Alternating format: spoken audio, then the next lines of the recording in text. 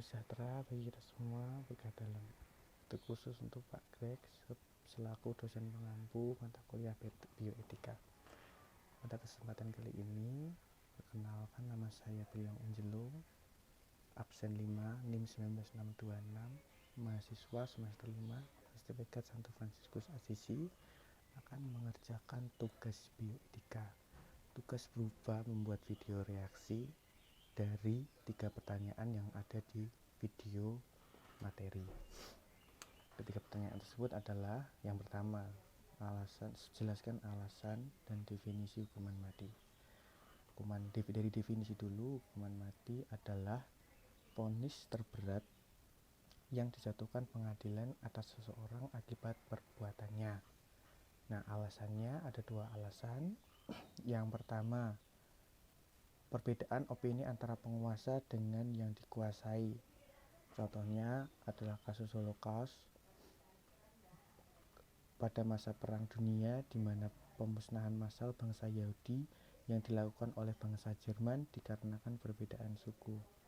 Jadi, terkadang hukuman mati yang legal ini dimanipulasi untuk menindas yang dikuasai. Lalu alasan yang kedua adalah kejahatan yang luar biasa atau mengancam banyak nyawa, misalnya pengedar narkoba yang merusak beratus-ratus generasi bangsa dan masih menjadi permasalahan yang serius di Indonesia. Lalu ada terorisme, lalu yang terakhir ada penjahat perang.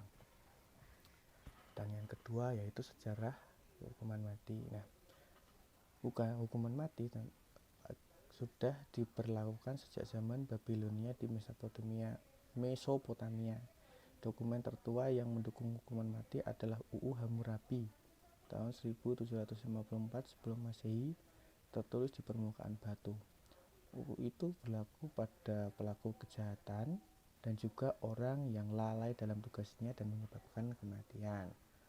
Contohnya, ada pengembala sapi misalnya, sapinya ditaruh di kandangnya lupa dikancing.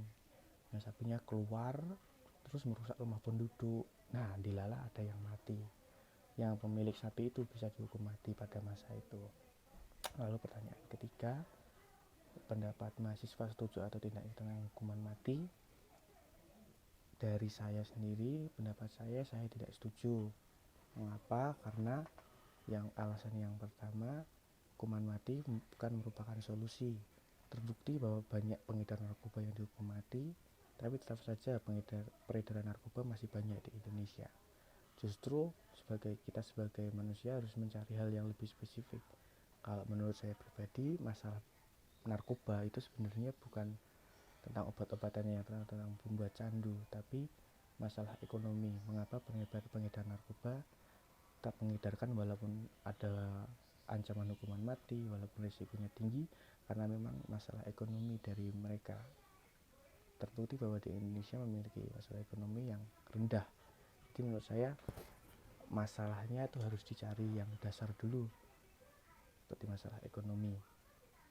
Lalu alasan saya yang kedua adalah sebagai umat Kristiani meniru contoh Santo Paulus, di mana sebelumnya dia bernama Saulus. Dia bahkan membunuh orang-orang Kristiani. Tapi Tuhan tetap, dalam ceritanya, dalam kisah dalam kitab suci, Tuhan tetap malah mencintai dia, dan akhirnya Santo Paulus yang awalnya bernama Saulus bertobat, bahkan mewartakan kabar gembira, mewartakan kasih Kristus. Jadi hukuman mati bukan suatu solusi. Kita diajarkan untuk mengasihi dan memberikan kesempatan orang lain untuk bertobat. Begitu dari saya, sekian, terima kasih.